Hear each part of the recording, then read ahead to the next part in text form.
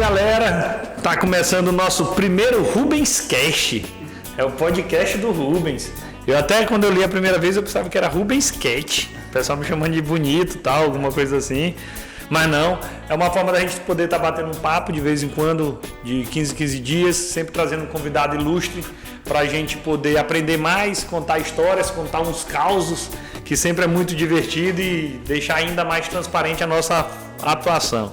E para hoje, nosso primeiro convidado, ele não foi escolhido em ordem alfabética, pelo contrário, é justamente por tudo que ele representa. Estou aqui hoje com o nosso amigo Ademar Danilo, nascido em São Luís, em 27 de novembro de 62. Ademar Danilo é um dos nomes mais fortes da cultura do reggae no Maranhão e um dos maiores especialistas em reggae no Brasil inteiro. Estamos aqui no Museu do Reggae, uma iniciativa do governo do Maranhão que veio para valorizar esse movimento que personifica a cultura ludovicense. O museu já recebeu pessoas de todas as partes do mundo e ajuda a divulgar a história e o estilo musical do nosso estado. Uma das casas de culturas mais visitadas do estado do Maranhão. E é por isso que hoje eu te recebo. Muito obrigado, Ademar. Muito obrigado pelas palavras carinhosas, pela consideração de sempre. E vamos começar esse podcast, eu estou doido para conversar. E a primeira coisa que eu tenho que perguntar é justamente a relação do reggae com São Luís. Ilha do Reggae, Jamaica brasileira. Eu queria que tu contasse um pouquinho para todo mundo de onde é que veio essa nomenclatura que é hoje enraizada de fato na sociedade, na cidade espalhada como um todo. Olha só, uma das coisas mais interessantes que tem é por que São Luís escolheu o reggae como uma das suas expressões culturais de maior força. Apesar de ter nascido fora, o reggae hoje ele é nosso também, né? Então por quê? E tu sabes qual é a resposta? Não sabemos. Nós não sabemos como, quando, quem trouxe o reggae e fez a consolidação desse ritmo aqui. É uma das coisas mais interessantes dessa história, é esse mistério. E é um mistério que nós não temos obrigação de resolver, porque o reggae ele é cultura, e a cultura não é matemática, né? A cultura não precisa ter uma resposta exata. O mais importante é que o reggae ele nasceu lá na Jamaica e foi logo depois de criado, coisa de 4, 5 anos após ele ter sido inventado na Jamaica, ele chegou ao Maranhão. Não foi por rádio, não foi por, pela indústria cultural. Nenhuma rádio do Brasil tocava reggae, principalmente no início da década de 70. Então os mistérios da chegada do reggae aqui são um dos componentes dessa intrigante expressão cultural daqui de São Luís. E eu te ouvindo, eu só me lembrar de uma passagem do filme, seriado, do livro O Alto da Compadecida. Acho que é Ariano Suassuna. Sim. E aí é o Chicó, o João Grilo, que vira em certo momento e diz, não sei, só sei que foi assim. Só sei que foi assim. Então, mas o reggae... o importante é que, de fato, São Luís é a capital do reggae do Brasil e isso é vivo hoje. Não apenas quando tu escuta um rádio, mas aquilo que a pessoa escuta lá dentro da sua casa, no final de semana com seus amigos, onde ela vai para poder curtir um pouco. Movimenta muito a economia da cidade também. E dá um relaxamento para as coisas difíceis que a gente vive. Mas uma das coisas mais importantes e que as pessoas precisam saber apesar de nós não termos a certeza da vinda de como veio o reggae para cá, nós precisamos saber que nós temos a mesma origem étnica dos jamaicanos. Isso é a coisa mais importante que existe nessa história toda do reggae, porque quando houve a escravização de pessoas, africanos que foram sequestrados, escravizados e trazidos à força para o continente americano, grande parte dessas pessoas que vieram à força para cá saíram de uma região onde hoje é o país Gana, da Costa do Ouro, mais exatamente de uma fortificação que era São João del Mina. Quando eu digo saíram, não é que eles foram para lá para viajar, mas é porque foram trazidos à força. E essas pessoas eram pessoas de onde hoje é Nigéria, de onde hoje é Benin, eram povos de Yorubás, Jeje, Nagôs, Fante, Achantes e várias etnias. Quando eles chegavam nesse local de embarque para cá, eles perdiam a dignidade por estarem sendo escravizados e eles perdiam, dentro desse pacote de indignidades, eles perdiam a nacionalidade. Sim. Então, todas essas pessoas eram designadas pelos traficantes de gente escravizada como povo mina, porque saíam da costa da mina desse Forte São João del Mina. Engano. Então nunca existiu essa etnia mina, mas eles unificavam e vendiam essas pessoas como povo mina. Por isso é que a religião afro-maranhense se chama Tambor de Mina. Esse porto de São João del Mina exportou pessoas escravizadas principalmente para Maranhão, Pará, Venezuela, Cuba, Haiti e Jamaica. Então, a religião afro-maranhense se chama Tambor de Mina e a religião afro-jamaicana se chama Pocomina. Mina pelo mesmo motivo, que era daquele chamado povo Mina, e Poco é a imitação, a onomatopeia do som do tambor. Então a tradução de Pocomina é literalmente tambor de mina. Nós somos muito parecidos fisicamente com os jamaicanos. Se tu andares pelas ruas da Jamaica, tu vais olhar as pessoas e dizer: rapaz, eu olhei esse cara lá no Mercado Central outro dia. Tu já foste lá? Quando tu foste lá? Eu fui 11 vezes. Só 11? Fez inveja agora. E doido para ir a 12ª vez. Já fui 11 vezes à Jamaica. As duas últimas representando o estado do Maranhão.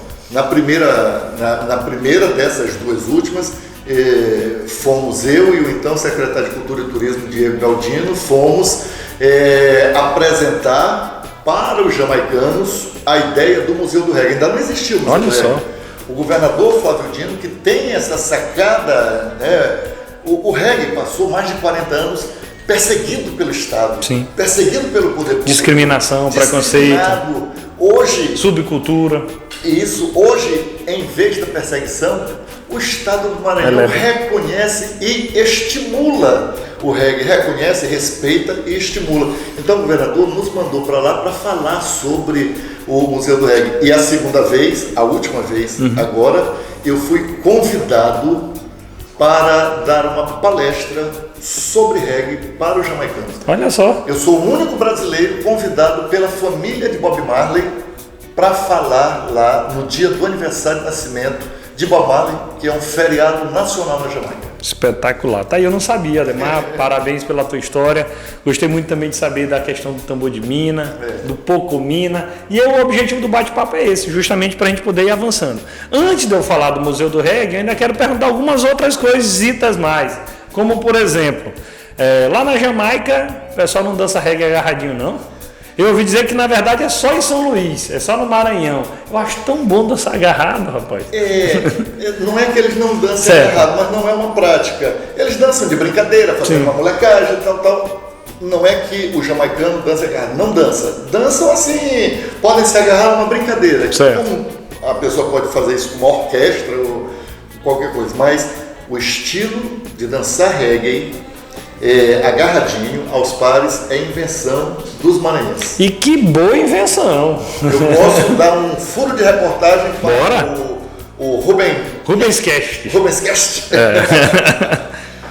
A importância da dança do reggae inventada no Maranhão, ela é tão grande para a nossa representação, não apenas representação entre nós, como representação para fora, é tão importante que neste mês de maio, que é o mês do reggae, o mês de maio, dia 11 de maio, é o Dia Nacional do Reggae, com uma lei sancionada pela então presidenta Dilma Rousseff, ela que assinou a lei da criação do Dia Nacional do Reggae, e o Maranhão vai inscrever a dança do reggae como patrimônio cultural e material do Maranhão. Excelente, boa notícia.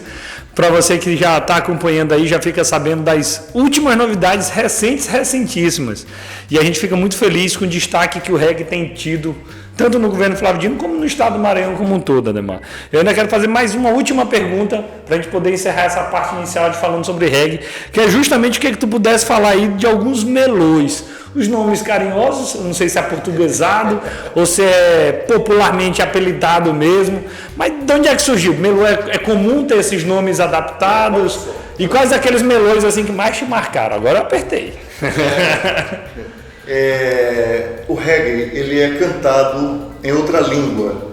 O artista, o nome do artista é em inglês. Então é muito difícil para as pessoas era muito difícil para as pessoas pedir a sua música favorita para o seu DJ, para o seu radialista, e aí começaram a apelidar os reggaes.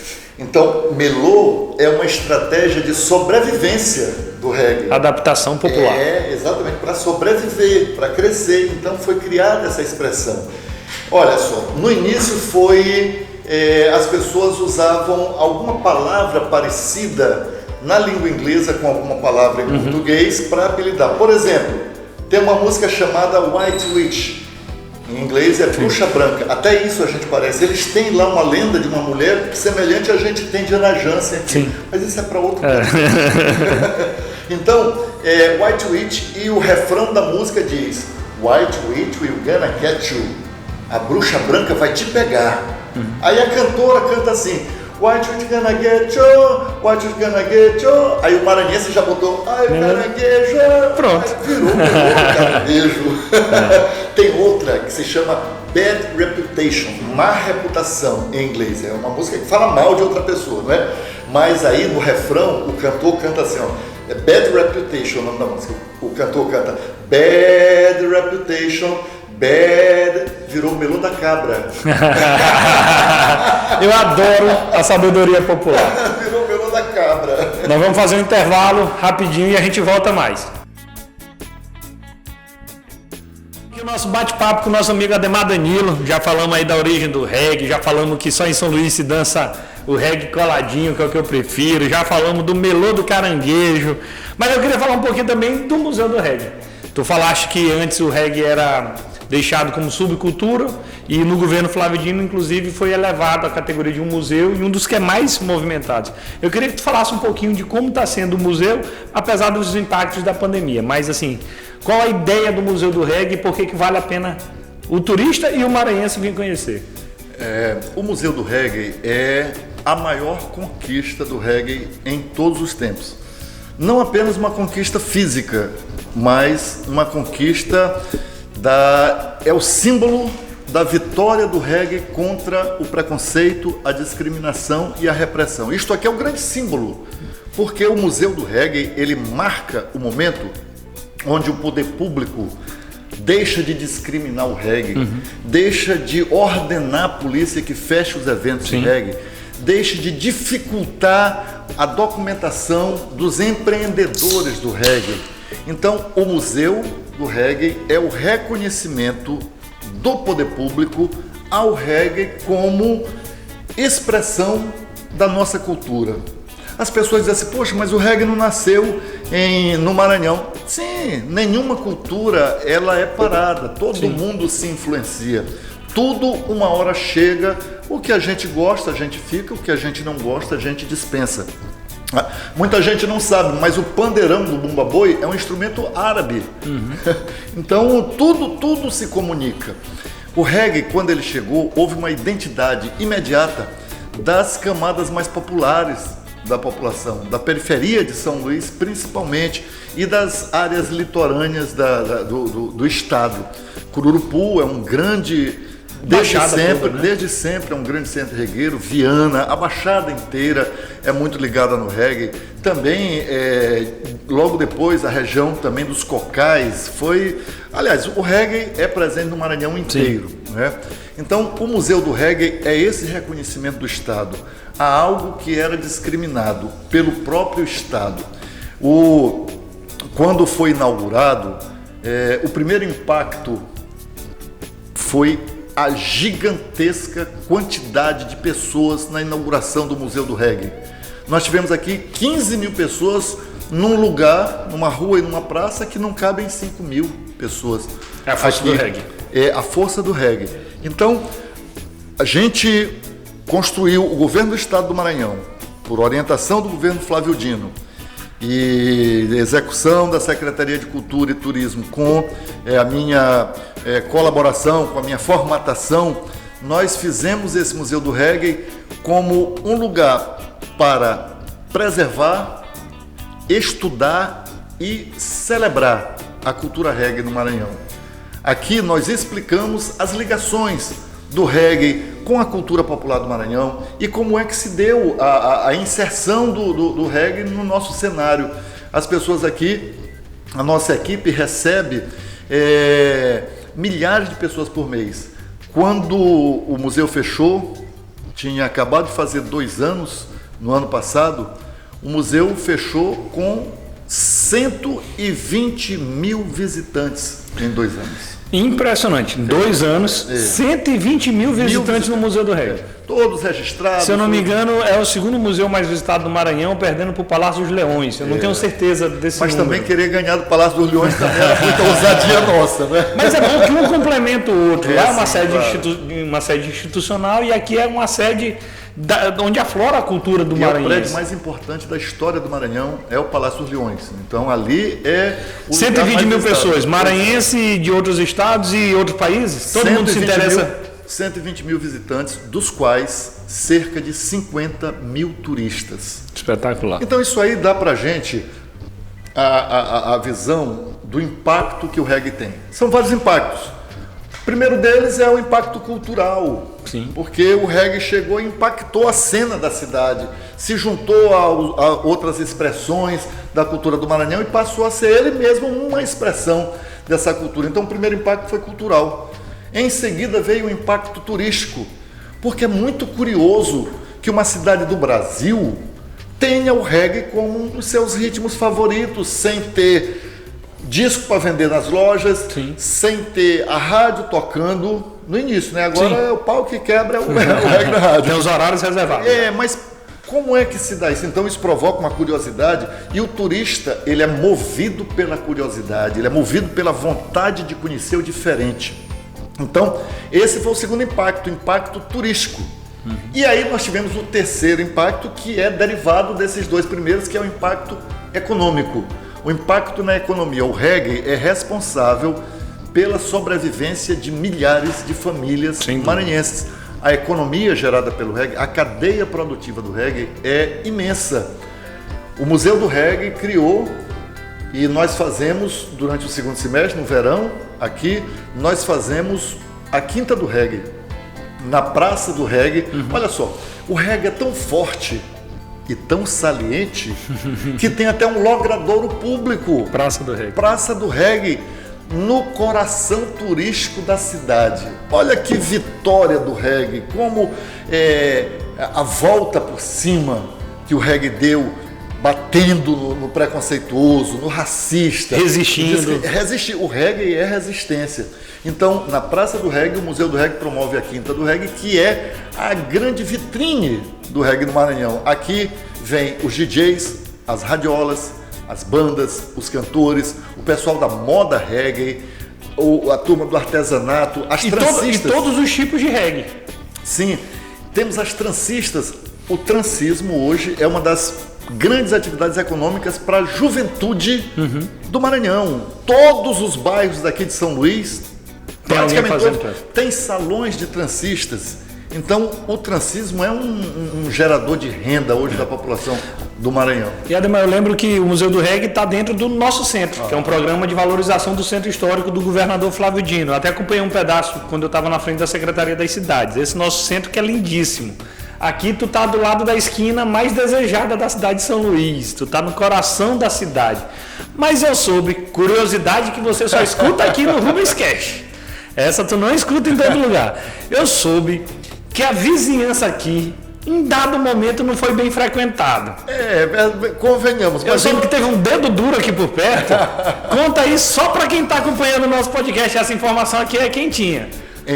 Em frente ao Museu do Reggae, morou e morreu Joaquim Silvério dos Reis, mineiro, traidor da Inconfidência Mineira, traidor de Tiradentes.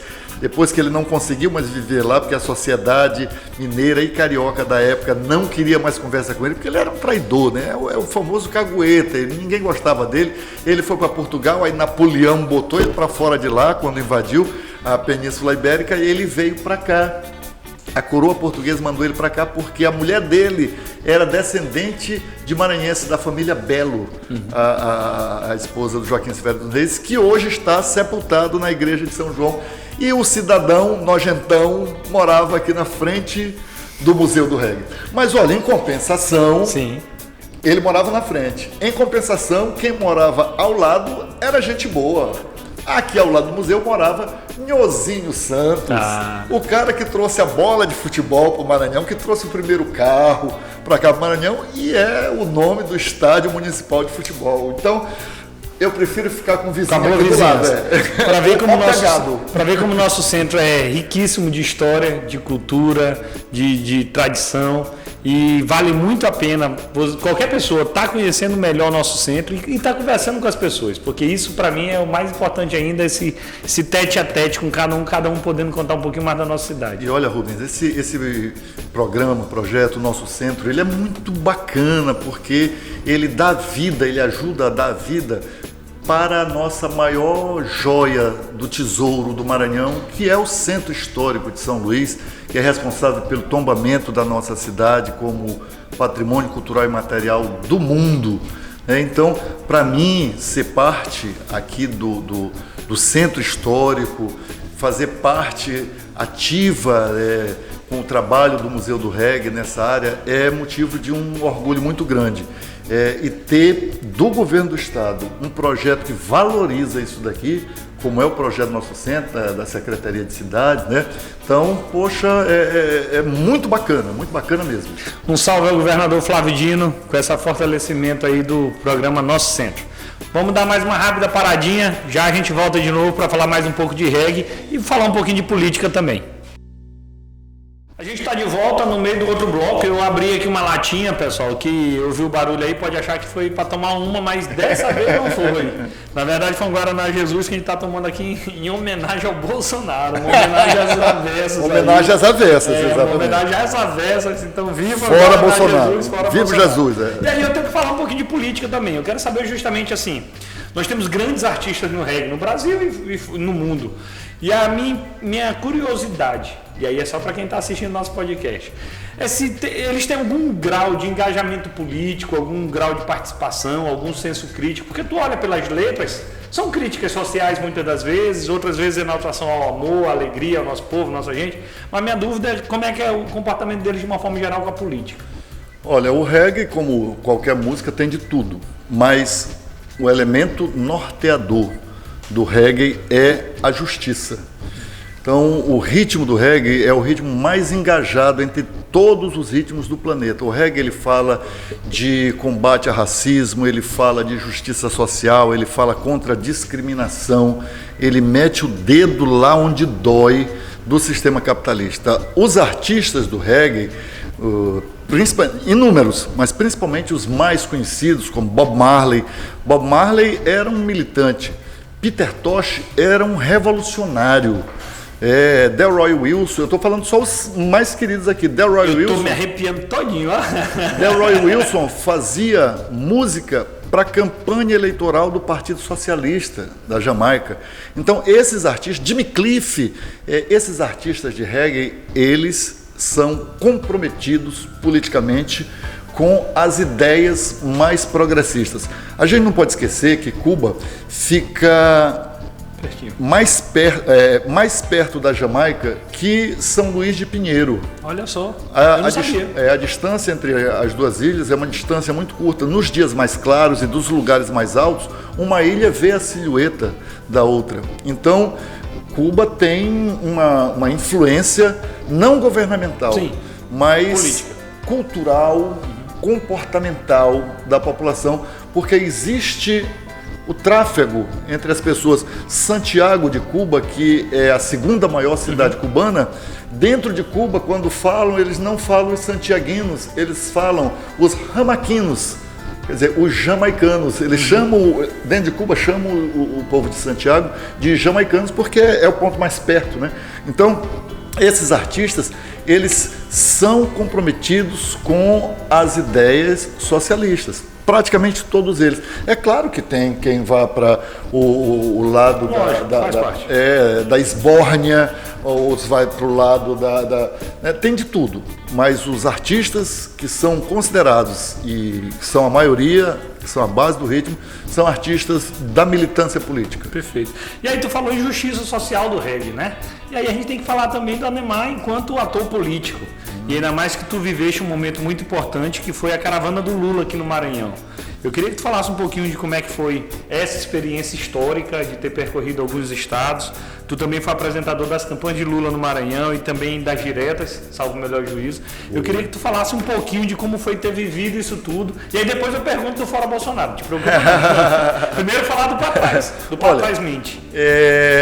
Eu sempre fui encantado pela comunicação. Eu sempre... eu sou essencialmente um cara comunicador. Eu comecei fazendo direito. Eu fiz o curso de Direito e quando eu estava terminando Direito na universidade, um amigo meu que dirigia uma emissora daqui, a Rádio Mirante, o poeta Celso Borges, ele me convidou para fazer um programa de reggae porque ele sabia que eu gostava de rádio, mas gostava de ouvir rádio. E que eu levava a rapaziada para o reggae aqui, para as quebradas, do pop som, do espaço aberto e tal.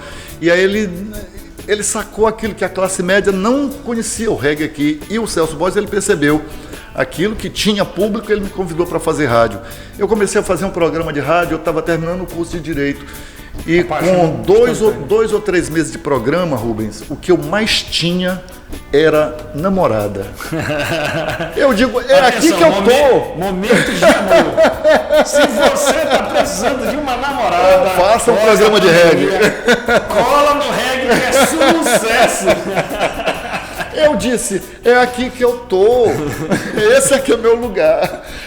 Aí eu resolvi fazer um outro vestibular. Só para deixar registrado que já prescreveu, tá, pessoal? Não, eu era um jovem de 20 anos de idade, solteiro, na pista para negócio.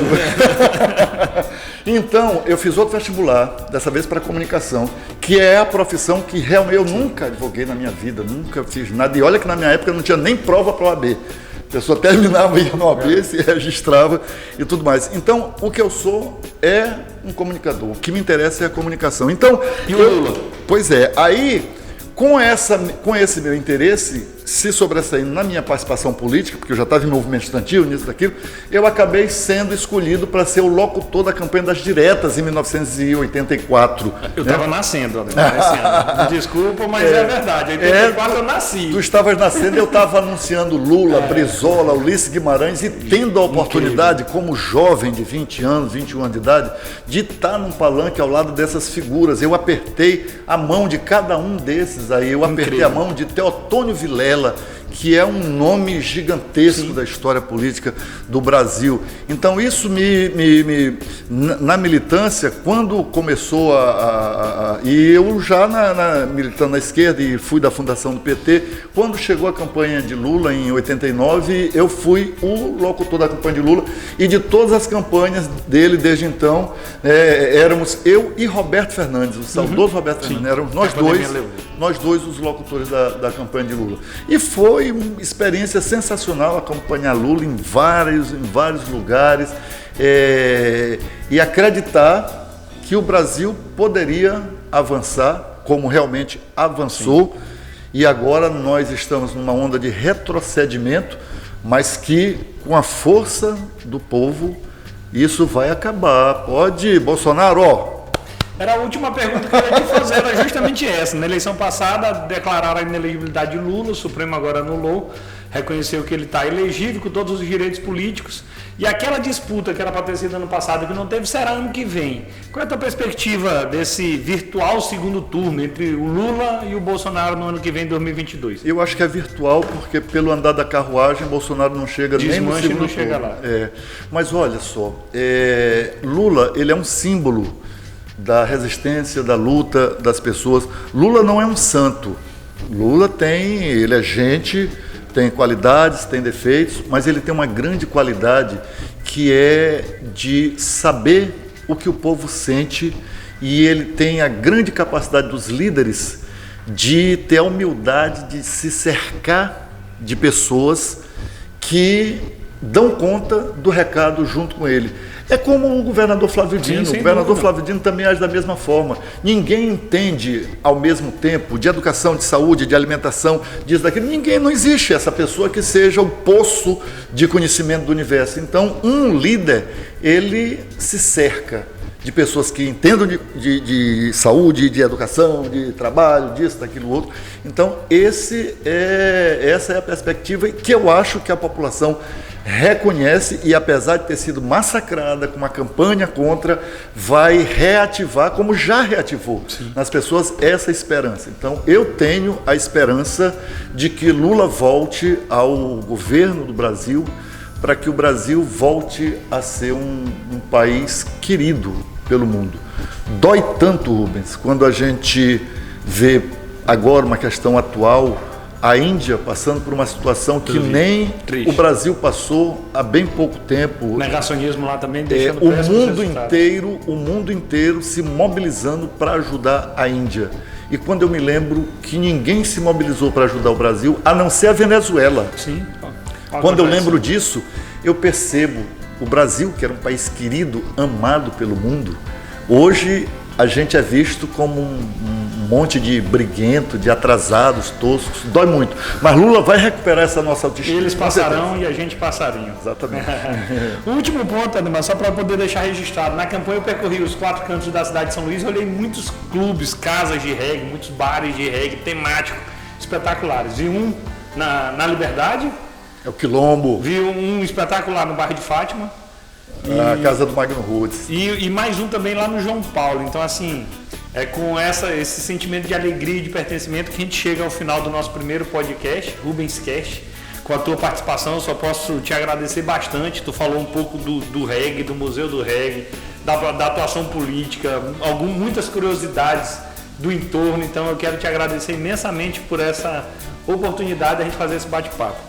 Eu que agradeço, porque isso aqui é uma honra participar do primeiro Rubens Cast. É uma honra muito grande, né? Muito obrigado.